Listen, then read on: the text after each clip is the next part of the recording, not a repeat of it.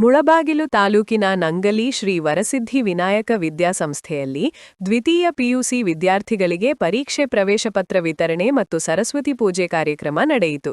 ಈ ಕಾರ್ಯಕ್ರಮದ ಮುಖ್ಯ ಅತಿಥಿಯಾಗಿ ಖ್ಯಾತ ವಕೀಲರು, ತಾಲೂಕು ಪಂಚಾಯತಿ ಮಾಜಿ ಅಧ್ಯಕ್ಷರು ಶ್ರೀನಿವಾಸ ರೆಡ್ಡಿರವರ ನೇತೃತ್ವದಲ್ಲಿ ಹಾಗೂ ವಿದ್ಯಾಸಂಸ್ಥೆಯ ಅಧ್ಯಕ್ಷರು, ಖ್ಯಾತ ವಕೀಲರು ಶೇಷಾದ್ರಿ ಸಮ್ಮುಖದಲ್ಲಿ ನಡೆಯಿತು.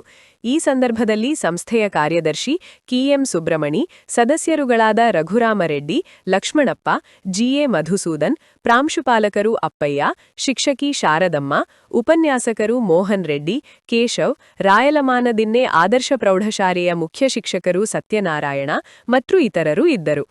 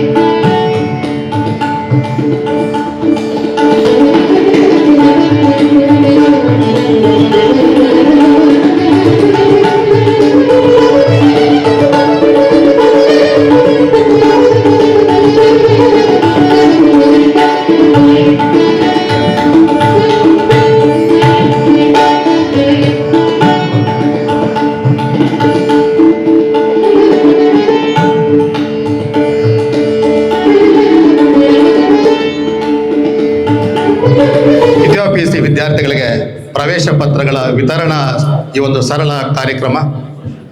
ಈ ಒಂದು ಕಾರ್ಯಕ್ರಮದಲ್ಲಿ ಈ ದಿನ ಈ ಕಾರ್ಯಕ್ರಮವನ್ನು ಸುಸೂತ್ರವಾಗಿ ನಡೆಸ್ಕೊಡ್ಬೇಕು ಅಂತೇಳಿ ನಾನು ಆಗ್ಲೇ ಹೇಳ್ದಂಗೆ ನಮ್ಮ ಆಡಳಿತ ಮಂಡಳಿ ಅಧ್ಯಕ್ಷರಲ್ಲಿ, ಕಾರ್ಯದರ್ಶಿಯಲ್ಲಿ ಮತ್ತು ನಿರ್ದೇಶಕರಲ್ಲಿ ನಾನು ಮನವಿಯನ್ನು ಮಾಡಿಕೊಂಡಾಗ ಈಗಾಗಲೇ ನಾವು ಒಂದು ಕಾರ್ಯಕ್ರಮವನ್ನು ನವೀನ ರೀತಿಯಲ್ಲಿ ಇದುವರೆಗೂ ಕೂಡ ಮಾಡದೇ ಇರತಕ್ಕಂತಹ ರೀತಿಯಲ್ಲಿ ಪ್ರೌಢಶಾಲೆ, ಪದವಿ ಪೂರ್ವ ಕಾಲೇಜು, SV ಪಬ್ಲಿಕ್ ಶಾಲೆ 3 ಸಹಯೋಗದಲ್ಲಿ ನಾವು ಈಗಾಗಲೇ ಕಾರ್ಯಕ್ರಮವನ್ನು ಒಂದು ದೊಡ್ಡ ಖ್ಯಾತ ನ್ಯಾಯಮೂರ್ತಿಗಳಾಗಿರ್ತಕ್ಕಂಥ ನಾಗಮೋಹನ್ ದಾಸರವರ ಅಧ್ಯಕ್ಷತೆಯಲ್ಲಿ ನಾವು ಒಂದು ಕಾರ್ಯಕ್ರಮ ಮಾಡಿರ್ತಕ್ಕಂಥ ತಮಗೆಲ್ಲರೂ ಕೂಡ ಗೊತ್ತಿರ್ತಕ್ಕಂಥದ್ದೇ.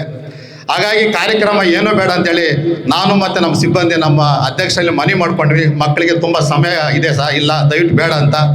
ಆದರೂ ಕೂಡ ಸಾಂಪ್ರದಾಯಿಕವಾಗಿ ಆ ಪ್ರವೇಶ ಪತ್ರಗಳನ್ನು ನಿಮ್ಮಗಳ ಕೈಯಿಂದ ಕೂಡ ನಮ್ಮ ಮಕ್ಕಳಿಗೆ ಶುಭವನ್ನು ಕೋರಿ ಅದು ಕೊಟ್ಟರೆ ತುಂಬ ಅದು ಅರ್ಥಪೂರ್ಣ ಅಂತೇಳಿ ಭಾವಿಸ್ಕೊಳ್ತಾ ಅವರ ಅನುಮತಿಯನ್ನು ಪಡ್ಕೊಂಡು ನಾವು ಒಂದು ಸರಳ ಕಾರ್ಯಕ್ರಮವನ್ನು ಇಂದು ನಮ್ಮ ಈ ಒಂದು ಸಂಸ್ಥೆಯಲ್ಲಿ ಹಮ್ಮಿಕೊಂಡಿದ್ದೀವಿ. ಈ ಒಂದು ಕಾರ್ಯಕ್ರಮದ ಅಧ್ಯಕ್ಷತೆಯನ್ನು ನಮ್ಮ ಸಂಸ್ಥೆಯ ಅಧ್ಯಕ್ಷರು ಈಗಾಗಲೇ ಸ್ವಾಗತ ಭಾಷಣ ಮಾಡಿದಂಥ ಮಾದರೆಡ್ಡಿ ಅವರು ಅಧ್ಯಕ್ಷರ ಬಗ್ಗೆ ಎಲ್ಲ ಕೂಡ ಹೇಳಿದ್ದಾರೆ. ನಾನು ಪ್ರತ್ಯೇಕವಾಗಿ ಹೇಳಬೇಕಾಗಿಲ್ಲ. ನಾನು ಈ ಒಂದು ಸಂಸ್ಥೆಗೆ ಬಂದು 27 ವರ್ಷಗಳಾಗ್ತಾ ಇದೆ.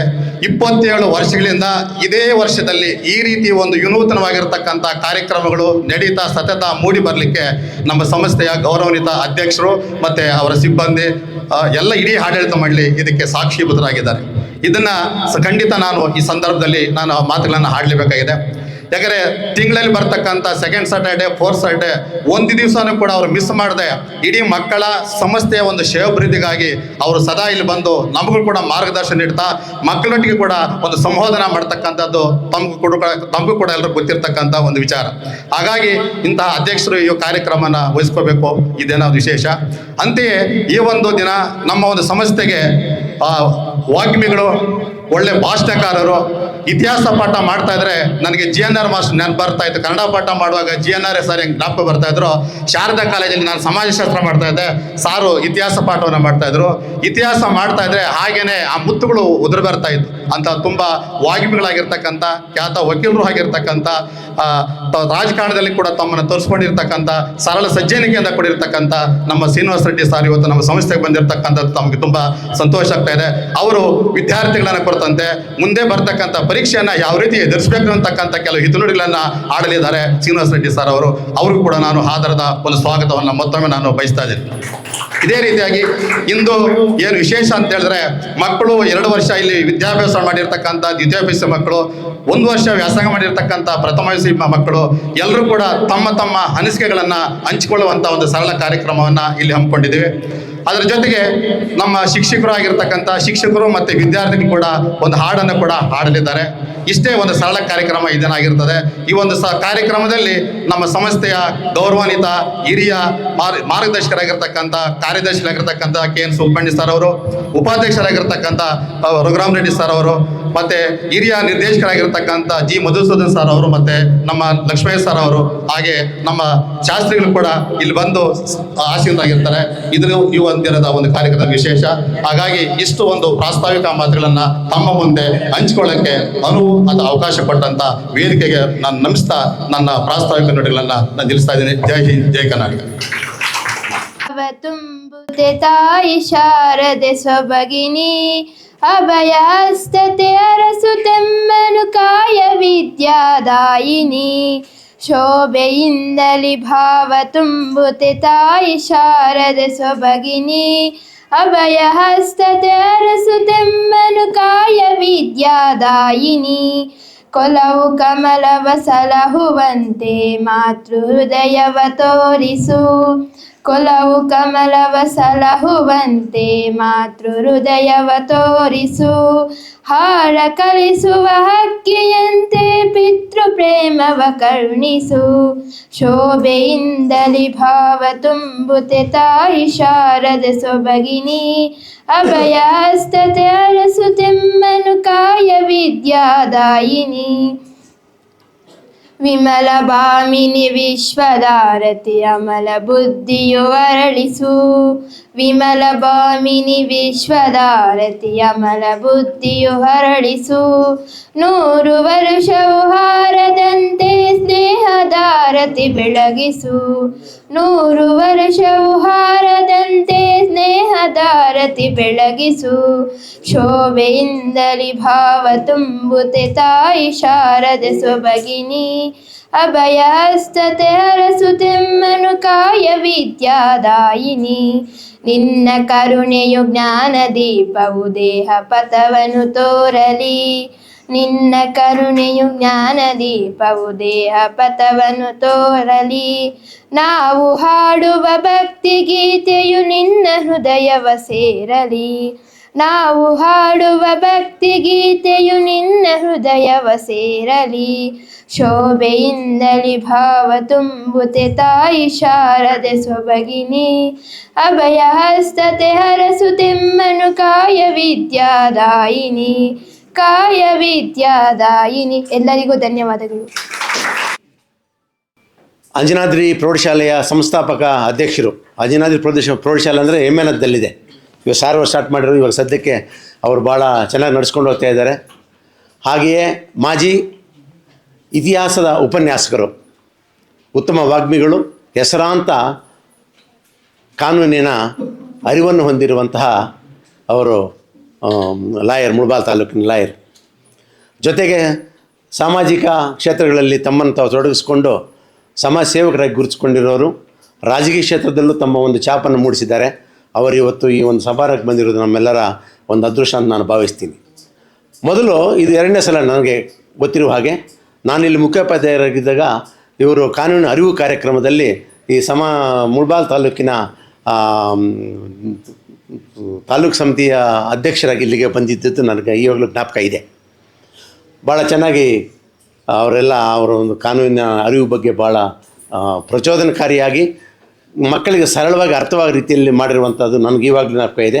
ಆಗ ನನಗೆ ಒಂದು ಅವಕಾಶ ಮಾಡಿಕೊಟ್ರು ಈ ಶಾಲೆಗೆ. ಏನಪ್ಪ ಅಂದರೆ ಆವಾಗ ಆ ಸ್ಟೇಜ್ ಇರಲಿಲ್ಲ, ಅಲ್ಲಿ ಸ್ಟೇಜ್ ಇತ್ತು, ಮೇಲೆ ಮೇಲ್ಛಾವಣಿ ಎಲ್ಲ ಇರಲಿಲ್ಲ. ಆಗೇನೋ ಸಾಯಂಕಾಲ ಸ್ವಲ್ಪ ಬಿಸಿಲಿತ್ತು. ಆವಾಗ ಅಂದ್ಕೊಂಡೆ ನಾವು ಮೇಲ್ಛಾವಣಿ ಕಟ್ಟಿಸ್ಕೋಬೇಕು ಅಂತ ಆವಾಗ ಮನಸ್ಸಿಗೆ ಬಂತು. ಆ ಒಂದು ಅವ್ರು ಬಂದಿರುವ ಉದ್ದೇಶದಿಂದ ನಾವು ಸಂಕಲ್ಪ ಮಾಡಿಕೊಂಡು ಯಾರೋ ಕೈ ಕಾಲು ಹಿಡಿದು ಆ ಒಂದು ಮಾಡಲಿಕ್ಕೆ ನೀವೇ ಸರ್ ಅದಕ್ಕೆ ಮುಖ್ಯವಾಗಿರುವಂಥ ಕಾರಣ ನೀವು.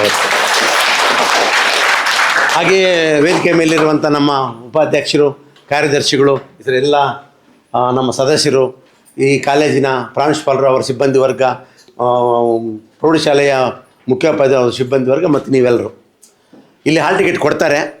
ನಾನು ಹೆಚ್ಚಿಗೆ ಹೇಳೋಕ್ಕೆ ಹೋಗಲ್ಲ. ಅದನ್ನು 2-3 ಜೆರಾಕ್ಸ್ ಮಾಡ್ಕೊಳ್ಳಿ. ಅಕಸ್ಮಾತ್ ಕಳೆದೋದ್ರೆ ಆ ಜೆರಾಕ್ಸ್ ಅದು ಇರ್ತದೆ. ಒಂದು 2-3 ರೂಪಾಯಿ ಖರ್ಚು ಮಾಡಿದ್ರೆ 2-3 ಜೆರಾಕ್ಸ್ ಇಟ್ಕೊಳ್ಳಿ ಅವರಿಗೆ. ಇನ್ನು ಮುಖ್ಯವಾಗಿ ಇನ್ನೊಬ್ಬರ ಬಗ್ಗೆ ಹೇಳಬೇಕು. ಇಲ್ಲಿ 10th ಮಕ್ಕಳಿಗೆ ಇಲ್ಲಿ ಸುಮಾರಾಗಿ 7 ಹೈಸ್ಕೂಲ್ಗಳು ಎಕ್ಸಾಮ್ ಬರೀತಾವೆ ಇಲ್ಲಿ ನಮ್ಮ ಸೆಂಟ್ರಲ್ಲಿ, ನಂಗ್ಲಿ ಸೆಂಟ್ರಲ್ಲಿ. ಗೊತ್ತಾ ನಿಮಗೆಲ್ಲರಿಗೂ? ಓಕೆ. ಆ ಸೆಂಟ್ರಿಗೆ ಒಬ್ಬರು ಅಧೀಕ್ಷಕರು ಇರ್ತಾರೆ, ಚೀಫ್ ಸೂಪರ್ಟೆಂಟ್ ಅಂತ. ಅವರು ಬಂದಿದ್ದಾರೆ, ನಾನು ಹಿಂದ್ಗಡೆ ಇದ್ದಾರೆ. ಸ್ವಲ್ಪ ನಿಂತ್ಕೊಳ್ಳಿ ಸರ್, ನಿಮ್ಮನ್ನು ನೋಡಿ ನಮ್ಮ ಮಕ್ಕಳು.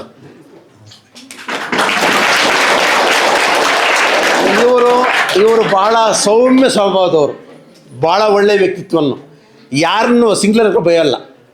ಏಮ್ರಾನೆ ಹತ್ರ ಕೂಡ ಏಮಪ್ಪ ಭಾಳ ಸೌಮ್ಯವಾಗಿ ಮಾತಾಡ್ತಾರೆ. ನಿಮ್ಗೆ ಏನು ಕಷ್ಟ ಇದ್ದರೂ ನಿವಾರಿಸ್ತಾರೆ.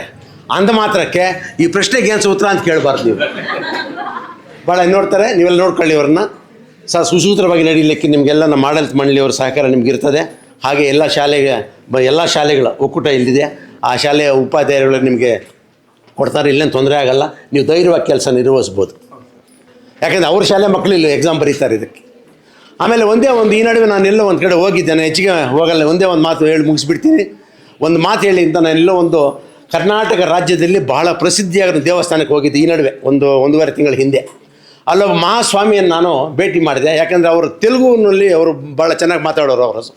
ಅವ್ರ ಹೆಸರು ಬೇಡ, ಸಂಸ್ಥೆ ಹೆಸರು ಬೇಡ. ನಾನು ಯಾವುದೋ ವಿಷಯಕ್ಕೆ ಅವ್ರ ಹತ್ರ ನಾನು ಬೇಡ್ಕೊಂಡಾಗ ನಾನು ರೂಮ್ ಬಂದು ಕಡ್ಕೊಂಡೋದ್ರು. ರೂಮ್ ಒಳಗೆ ಸಾಮಾನ್ಯವಾಗಿ ಯಾರಿಗೂ ಅಪಾಯಿಂಟ್ಮೆಂಟ್ ಕೊಡಲ್ಲ. ನಾನು ತೆಲುಗಲ್ಲಿ ಮಾತಾಡಿದ್ದಕ್ಕೆ ಏನು ಮಾಡ್ತಾಯಿದ್ದೀನಿ ಅಂತ ಕೇಳಿದ್ರು. ಸರ್ ನಾನು ರಿಟೈರ್ಡ್ ಆಗಿದ್ದೀನಿ, ಮಕ್ಕಳಿಗೆ ಏನು ಹೇಳ್ತೀರಾ? ಇಲ್ಲ ಸರ್ ಮೊದಲು ಹೇಳ್ಬಿಟ್ಟಿದ್ದೀನಿ ಸರ್, ಸುಸ್ತಾಗಿಬಿಟ್ಟಿದ್ದೀವಿ, ಇವಾಗ ಬೇಡ ಅಂತ ಹೇಳಿದೆ. ಒಂದೇ ಒಂದು ಮಾತು ಹೇಳಿ ಅಂತ ಹೇಳಿದ್ರು. ಅದನ್ನು ಇವಾಗ ಹೇಳ್ತೀನಿ ನೋಡಿ. ಸಾಮಾನ್ಯವಾಗಿ ನಾವು ನಮಸ್ಕಾರ ಮಾಡ್ತೀವಿ ಹೀಗೆ, ಹೌದಾ? ಯಾರಿಗೆ ನಮಸ್ಕಾರ ಮಾಡಬೇಕಂದ್ರೆ ಹೀಗೆ ನಮಗಿಂತ ದೊಡ್ಡವರನ್ನು, ನಮ್ಮ ಒಂದು ತಂದೆ ತಾಯಿಗಳಿಗೆ ಅಥವಾ ಗುರು ಹಿರಿಯರಿಗೆ ನಮಸ್ಕಾರ ಮಾಡಿ, ದೇವರಿಗೆ ನಮಸ್ಕಾರ ಮಾಡಬೇಡಿ ಹೀಗೆ. ಮತ್ತೆ ಹೆಂಗೆ ಮಾಡಬೇಕು? ಸೆಕೆಂಡ್ PUC ಓದ್ತಾ ಇದ್ದಾನೆ, ಸ್ವಾಮಿ ಈ ಥರ ಅಲ್ಲ. ಅವ್ರು ಹೇಳಿದ್ರು ಸರ್ ಈ ಥರ ಒಂದು ಬೇಡಿಕೆ ಮಾಡಿ, ಸ್ವಾಮಿ ನಾನು 2ನೇ PUC ಎಕ್ಸಾಮ್ಗೆ ಹೋಗ್ತಾ ಇದ್ದೀನಿ, ನನಗೇನು ಮರೀದೆ ಎಲ್ಲ ಜ್ಞಾಪಕ ಇರುವಾಗೆ ನನಗೊಂದು ವರ ಕೊಡಿ ಸ್ವಾಮಿ ಅಂತ ನೀವು ಬೇಡ್ಕೋಬೇಕಂತ. ಹೀಗೆ ಬೇಡ್ಕೋಬಾರ್ದಂತೆ. ಇದು ಬರೀ ದೊಡ್ಡವ್ರಿಗೆ ಮಾತ್ರ ಹಾಕೋ ನಮಸ್ಕಾರ ಅಷ್ಟೇ. ಇದು ದೇವ್ರಿಗೆ ಹಾಕೋ ನಮಸ್ಕಾರ ಅಲ್ಲ. ದೇವ್ರಿಗೆ ಹೋದಾಗ ಈ ಥರ ಬೇಡ್ಕೋಬೇಕು. ಇದು ಇನ್ನು ಕೆಲವು ಧರ್ಮಗಳಲ್ಲಿ ಈ ಥರ ಇದೆ, ಆಚಾರ ಇದೆ. ಬಟ್ ನಮ್ಮ ಹಿಂದೂ ಧರ್ಮದಲ್ಲಿ ಈ ಥರ ಆಚಾರ ಹೇಳ್ಕೊಟ್ಟಿಲ್ಲ. ದಯವಿಟ್ಟು ನೀವು ಆ ಮಕ್ಕಳಿಗೆ ಹೇಳಿ ಅಂತ ಅವ್ರು ಹೇಳಿದ್ದು, ಮಹಾಸ್ವಾಮಿಗೆ ಹೇಳಿದ್ದು. ನಾನು ಅವತ್ತಿಂದ ಅಂದ್ಕೊಂಡೆ, ನಾವು ಕೆಲವಲ್ಲಿ ಬೇಡ್ಕೊಳ್ತಾರೆ ಅಂತ. ಬೇಡ್ಕೊಂಡ್ರೆ ನಿಧಾನವಾಗಿ ನಿಶ್ಚಯವಾಗಿಯೂ ದೇವರು ಫಲ ಕೊಡುತ್ತಾನೆ. ಮಾಡ್ತೀರಿ ಕೆಲಸ? ಯಾಕೆ ಹೇಳ್ತೀರಿ? ನೀವು ದೇವಸ್ಥಾನಕ್ಕೆ ಹೋದಾಗ ನಾನು ನೆನೆಸ್ಕೋಬೇಕು ಇವಾಗ ನೀವು. ಮೇಷ್ ಟಿಪ್ಕೋದಾಗ್ಬೋದು. ಈ ಥರ ಬೇಡ್ಕೊಳ್ಳಿ. ಎಲ್ಲ ದೇವರು ಒಳ್ಳೇದು ಮಾಡಲಿ ನಿಮಗೆ. ಏನು ನೀವು ಓದಿರೋದು ಯಾವುದೂ ನೀವು ಮರೀದೆ ಜ್ಞಾಪಕ ಇರುವಾಗ ಎಕ್ಸಾಮನ್ನು ಬರೀರಿ. ಎಲ್ಲ ಬರೆದ ಮೇಲೆ ಒಳ್ಳೆ ಫಲಿತಾಂಶ ಬಂದರೆ ನೀವು ತೆಗೊಳ್ಳೋ ಫಲಿತಾಂಶ ಈ ಮಕ್ಕಳಿಗೆ ದಾರಿದೀಪ ಆಗಬೇಕು. ಇವರೆಲ್ಲ ನಮ್ಮ ಒಂದು ಕಾಲೇಜಲ್ಲಿ ಅಡ್ಮಿಷನ್ ಆಗಿ ಈ ಒಂದು ಕಾಲೇಜು ಹೈಸ್ಕೂಲು ಪುರೋಭಿವೃದ್ಧಿಯಲ್ಲಿ ಸಾಗಬೇಕಂತ ಆಶಿಸ್ತಾ ನಿಮ್ಗೆಲ್ಲರಿಗೂ ದೇವರು ಒಳ್ಳೇದು ಮಾಡಲಿ ಅಂತ ಹೇಳಿ ನಾನು ಮಾತು ಮುಗಿಸ್ತೀನಿ. ಯಾರು 500 ಮಾರ್ಕ್ ಮೇಲೆ ತಗೊಳ್ತಾರೋ ಅವರಿಗೆ ಒಂದು ವೇಳೆ ನೀವೇನಾದರೂ ಡಿಗ್ರಿ ಓದಂಗಿದ್ರೆ ಅಥವಾ ಏನಾದರೂ ಮತ್ತೇನು ಕೋರ್ಸ್ ಓದಂಗಿದ್ರೆ ಮೊದಲನೇ ವರ್ಷದ ವೆಚ್ಚ ನಾನು ಕೊಡ್ತೀನಿ ಅಂತ ಹೇಳಿದ್ದೆ. ನೀವು ಎಷ್ಟು ಜನ ತಗೊಳ್ತೀರೋ ಸುಮಾರಾಗಿ ನೀವು 500 ಮಾರ್ಕ್ ಅಂದರೆ ಒಂದು 83-84 ಮಾರ್ಕ್ಸ್ ತೆಗೆದುಕೊಂಡ್ಬಿಟ್ಟು ಒಂದು ಸಬ್ಜೆಕ್ಟಲ್ಲಿ ನೀವು 500 ರೀಚ್ ಆಗಿಬಿಡ್ತೀರಾ. ನೀವು ಎಷ್ಟು ಜನ ತೆಗೀರಿ, ನಾವು ಕೊಟ್ಟಿರೋ ಮಾತು ಉಳಿಸ್ಕೊಳ್ತೀವಿ. ಫಸ್ಟ್ ಇಯರ್ ಎಕ್ಸ್ಪೆಂಡಿಚರ್ ಏನಿದೆಯೋ, ಫಸ್ಟ್ ಏನು ಬೇಕು, ಒಂದು 2 ಜೊತೆ ಡ್ರೆಸ್ಸು, ಒಂದು shoe, text books, note books, ಕಾಲೇಜಿಗೆ ಕಟ್ಟೋ ಫೀಸ್ ಇಷ್ಟು ತಾನೇ ಬರೋದು. ಅಂದರೆ ಒಂದು 7-8 ಸಾವಿರ, 10 ಸಾವಿರ, 15 ಸಾವಿರ, ನೋ ಪ್ರಾಬ್ಲಮ್. ಅದನ್ನು ನಾವು ನಾನು ಅದನ್ನು ವೈಯಕ್ತಿಕ ನಾನು ಕೊಡ್ಲಿಕ್ಕೆ ಸಿದ್ಧವಾಗಿದ್ದೀನಿ. ಮತ್ತು ಅವತ್ತು ಹೇಳಿದ್ದೆ, ಮತ್ತೊಂದು ಸಲ ಹೇಳ್ತೀನಿ. ಈಗ ಸರ್ ಎಷ್ಟು ಜನ ಬಂದರೂ ಕೂಡ 500 ಮಾರ್ಕ್ ಮೇಲೆ ಎಷ್ಟು ಜನ ಪಡೀತೀರೋ ಅವರಿಗೆಲ್ಲ ನಾವು ಕೊಡೋಕ್ಕೆ ಸಿದ್ಧವಾಗಿದ್ದೀವಿ. ಫಸ್ಟ್ ಇಯರ್ಗೆ. ಸೆಕೆಂಡ್, ಥರ್ಡ್ ಇಯರ್ಗೆ ನಮ್ಮ ಅಧ್ಯಕ್ಷರು ಅವ್ರು ಯೋಚನೆ ಮಾಡ್ತಾರೆ ಏನು ಮಾಡಬೇಕಂತ. ನಿಮ್ಮ ಅದು ನೀವು ಪ್ರಯತ್ನ ಮಾಡಬೇಕು. ಮಾಡ್ತೀರಾ? ನಮಗೊಂದು ಅವಕಾಶ ಕೊಡಿ. ಸರಿ. ಖ್ಯಾತ ವಕೀಲರು ಹಾಗೂ ನಮ್ಮ ಗುರುಗಳು, ಅವ್ರ ತಂದೆ ನಮ್ಮ ಗುರುಗಳಾಗಿದ್ದರು. ಇಲ್ಲಿರ್ತಕ್ಕಂಥ ನಮ್ಮ ಶೇಷಾದ್ರಿ ಅವ್ರ ತಂದೆ ಕೂಡ ನಮ್ಮ ಗುರುಗಳು. ಸುಬ್ಬಣ್ಣ ಅಂತ, ಎನ್ ಸುಬ್ಬಣ್ಣ ಅಂತ ಹೇಳ್ಬಿಟ್ಟು ಅವ್ರು ಇಂಗ್ಲೀಷ್ ಟೀಚರ್ ಆಗಿದ್ದರು. ಶ್ರೀನಿವಾಸ ರೆಡ್ಡಿ ಅಂತ ಇವಾಗ ವಕೀಲರಾಗಿದ್ದಾರೆ, ಖ್ಯಾತ ವಕೀಲರು. ಅವ್ರ ತಂದೆ ನಮಗೆ ವಿಜ್ಞಾನದ ಶಿಕ್ಷಕರಾಗಿದ್ದರು. ಇವರು ಮತ್ತು ಈ ವೇದಿಕೆಯಲ್ಲಿರ್ತಕ್ಕಂತಹ ಎಲ್ಲ ನಿರ್ದೇಶಕರುಗಳು, ಉಪನ್ಯಾಸಕರು ಮತ್ತು ನಿವೃತ್ತ ಮುಖ್ಯೋಪಾಧ್ಯಾಯರು ಮತ್ತು ನಿರ್ದೇಶಕರಾಗಿರ್ತಕ್ಕಂಥ ಅವರು ಕೂಡ ಈ ಒಂದು ವೇದಿಕೆಯಲ್ಲಿ ಆಗಮಿಸಿದ್ದಾರೆ. ಇವರಿಗೆಲ್ಲ ಹೊಂದಿಸ್ತಾ ನಿಮ್ಮ ಬಗ್ಗೆ ಒಂದು 4 ಮಾತನ್ನು ಹೇಳಲು ಇಷ್ಟಪಡ್ತೀನಿ. ಈ ಒಂದು ಸಂಸ್ಥೆ 1987-86ರಲ್ಲಿ ಒಂದು ಪ್ರತಿಷ್ಠ ವಿದ್ಯಾಸಂಸ್ಥೆಗಳಲ್ಲಿ ನಮ್ಮ ತಾಲೂಕಲ್ಲಿ ಒಂದಾಗಿತ್ತು. ಮೊಟ್ಟ ಮೊದಲನೇದಾಗಿ ಶಾರದಾ, ಎರಡನೇದಾಗಿ ಬೈರ್ಕೂರಿತ್ತು. ನಂತರ ಈ ಒಂದು ಸಂಸ್ಥೆ ತುಂಬ ಪ್ರತಿಷ್ಠೆ ಆಗಿತ್ತು. ಇಲ್ಲಿ ಕ್ಲಾಸ್ ಬಿಟ್ಟರೆ ಬಸ್ ಸ್ಟ್ಯಾಂಡ್ವರೆಗೂ ವಿದ್ಯಾರ್ಥಿಗಳೇ. ಇಲ್ಲಿರ್ತಕ್ಕಂಥ ಮುಖ್ಯ ಶಿಕ್ಷಕರು ನೋಡಿದ್ರೆ ಟೀಚರ್ಸೇ ಭಯ ಬೀಳ್ತಾ ಇದ್ರು, ಟೀಚರ್ಸೇ ಟೈಮ್ ಬರ್ತಾ ಇದ್ರು. ಅಂತಹ ಒಬ್ಬ ಲೀಡರ್ ಆಗಿದ್ರು, ಮುನಿಯಪ್ಪ ಅಂತ ಹೇಳ್ಬಿಟ್ಟು ಟೀಚರ್ ಇದ್ರು, ಮುಖ್ಯ ಶಿಕ್ಷಕರು. ಅವ್ರು ನೋಡಿದ್ರೆ ಟೀಚರೇ ಭಯ ಬೀಳೋರು. ನಂತರ ವಿದ್ಯಾರ್ಥಿಗಳು ಅವ್ರು ನೋಡಿದ್ರೆ ಇನ್ನೂ ಭಯ ಬೀಳ್ತಾ ಇದ್ರು. ಅಂತಹ ಒಂದು ವಿದ್ಯಾಸಂಸ್ಥೆ. ಆ ಒಂದು ಸಂಸ್ಥೆಯಲ್ಲಿ ನೀವೆಲ್ಲ ವಿದ್ಯಾಭ್ಯಾಸ ಮಾಡ್ತಾ ಇದ್ದೀರಾ. ಈ ಒಂದು ಪ್ರೌಢ ಹಂತ ಅಂತ ನಾವೇನು ಹೇಳ್ತೀವಿ, ಇದು ವಿದ್ಯಾರ್ಥಿ ಜೀವನದಲ್ಲಿ ಅತ್ಯಂತ ಮಹತ್ವವಾಗಿರ್ತಕ್ಕಂಥದ್ದು. ನಾವು ಮೇಲಕ್ಕೆ ಹೋಗಬೇಕಾದ್ರೂ ಮತ್ತು ಕೆಳಗಡೆ ಬೀಳಬೇಕಾದ್ರೂ ಈ ಒಂದು ಹಂತ ತುಂಬ ಮುಖ್ಯವಾಗಿರ್ತಕ್ಕಂಥದ್ದು. ಒಂದು ಇಟ್ಟಿಗೆ ಮೇಲೆ ಒಂದು ಇಟ್ಟಿಗೆ ಜೋಡಣೆ ಮಾಡ್ತಾ ಇದ್ದರೆ ಮೇಲಕ್ಕೆ ಹೋಗ್ತೀವಿ, ಬಾವಿ ಆಗಿದ್ರೆ ಕೆಳಗಡೆ ಹೋಗ್ತೀವಿ. ಅದೇ ರೀತಿ ಈ ಹಂತ ಒಳ್ಳೆಯ ವಿದ್ಯಾಭ್ಯಾಸ, ಒಳ್ಳೆಯ ಜ್ಞಾನ, ಒಳ್ಳೆಯ ನಡತೆ, ಒಳ್ಳೆಯ ಶಿಸ್ತು ಇವೆಲ್ಲ ಕಲಿತ್ಕೊಂಡ್ರೆ ಒಳ್ಳೆ ವಿದ್ಯಾರ್ಥಿಗಳಾಗ್ತೀರ, ಭವಿಷ್ಯ ಚೆನ್ನಾಗಿರುತ್ತೆ. ಕೆಟ್ಟ ಹಾದಿಲಿ ಕೆಳಗಡೆಗೆ ಹೋಗ್ತಾ ಇದ್ದರೆ ನೀವು ಕೆಳಗಡೆಗೆ ಹೋಗ್ಬೋದು. ಸಾಧನೆಯ ಹಾದಿಯಲ್ಲಿ ಸಾಹಸದ ಹೆಜ್ಜೆಗಳು. ನಾವೇನು ಒಂದು ಸ್ಟೆಪ್ ಇಡ್ತಾ ಇದ್ದೀವಿ ಇವಾಗ ಈ ಪ್ರೌಢ ಹಂತದಲ್ಲಿ, ನಿಮ್ಮ ಫ್ಯೂಚರ್, ನಿಮ್ಮ ಜೀವನ ಯಾವ ರೀತಿ ರೂಪಿಸ್ಕೊಳ್ಬೇಕು ಎಂಬತಕ್ಕಂಥದ್ದಕ್ಕೆ ಇದೊಂದು ಟರ್ನಿಂಗ್ ಪಾಯಿಂಟ್ ಅಂತ ಹೇಳ್ತೀವಿ. ಮುಂದೆ ಕೂಲಿ ಮಾಡಬೇಕು ಅಂದರೂ ಕೂಡ ವಿದ್ಯಾಭ್ಯಾಸವನ್ನು ಕೇಳ್ತಾರೆ. ಸಾಮಾನ್ಯ ಕೂಲಿಗಳು ಇವಾಗ ಒಂದು ಫ್ಯಾಕ್ಟ್ರಿ ಕೆಲಸ ಮಾಡಬೇಕು ಅಂತ ಹೇಳಿದ್ರೆ ಅದರಲ್ಲೂ ಕೂಡ ವಿದ್ಯಾಭ್ಯಾಸವನ್ನು ಕೇಳ್ತಾ ಇರ್ತಕ್ಕಂಥ ಒಂದು ಸಂದರ್ಭ. ಇನ್ನು ಮುಂದೆ ಬರ್ತಕ್ಕಂಥದ್ದು AI ಯುಗ ಅಂತ ಹೇಳ್ತೀವಿ, ಕಂಪ್ಯೂಟರ್ ಯುಗ ಆಯ್ತು. ಇವಾಗ AI ಯುಗ ಬಂದ್ಬಿಟ್ಟಿದೆ. ನಾವು ಎಷ್ಟು ಜ್ಞಾನಾರ್ಜನೆ ಮಾಡಿದ್ರೂ ಕೂಡ ಆ ಯುಗದಲ್ಲಿ ಬದುಕೋದು ಕಷ್ಟ ಆಗ್ತಾ ಇದೆ. 2029-30ಕ್ಕೆ ನಮ್ಮ ಭಾರತ ಅಥವಾ ಪ್ರಪಂಚ ಇದೆಲ್ಲ ಕೂಡ AI ರೂಪಾಂತರ ಆಗ್ತಾ ಇರೋದ್ರಿಂದ ನಿಮ್ಮ ಭವಿಷ್ಯ ನೀವು ರೂಪಿಸ್ಕೋಬೇಕು ಅಂತ ಹೇಳಿದ್ರೆ ನಿಮ್ಮಲ್ಲಿ ಜ್ಞಾನದ ಹಸುವಾಗಬೇಕು. ನಮ್ಮ ಹೊಟ್ಟೆಯಲ್ಲಿ ಹಸುವಾಗತ್ತೆ, ಬೆಳಿಗ್ಗೆ ಆಗತ್ತೆ, ಮಧ್ಯಾಹ್ನ ಆಗತ್ತೆ, ರಾತ್ರಿ ಆಗತ್ತೆ, ಯಾರಾದರೂ ಫ್ರೀಯಾಗಿ ಕೊಡಿಸಿದ್ರೆ 1 ಗಂಟೆಯಲ್ಲೂ ಆಗತ್ತೆ. ಆದರೆ ತಲೆಯಲ್ಲಿ ಜ್ಞಾನ, ತಲೆಯಲ್ಲಿ ಹಸುವಾಗಬೇಕು. ಜ್ಞಾನಾರ್ಜನೆಯ ಹಸುವನ್ನು ಈಗಿಂದ ನೀವು ರೂಪಿಸ್ಕೊಂಡ್ರೆ ನಿಮ್ಮ ಭವಿಷ್ಯ ಜೀವನದಲ್ಲಿ ತುಂಬ ಒಳ್ಳೆಯದಾಗಿರುತ್ತೆ. ನೀವೆಲ್ಲ ಕೂಡ ಈ ಪರೀಕ್ಷೆಯನ್ನು ಚೆನ್ನಾಗಿ ಬರೆದು ನಿಮ್ಮ ತಂದೆ ತಾಯಿಗಳಿಗೆ, ಈ ಸಂಸ್ಥೆಗೆ ಮತ್ತು ನೀವು ಕೂಡ ಒಳ್ಳೆಯ ಭವಿಷ್ಯ ಪಡೀರಿ ಅಂತ ಹೇಳ್ಬಿಟ್ಟು ನಿಮ್ಮನ್ನು ಆಶೀರ್ವದಿಸ್ತಾ ನಾನು 4 ಮಾತನ್ನು ಮುಗಿಸ್ತಾ ಇದ್ದೀನಿ.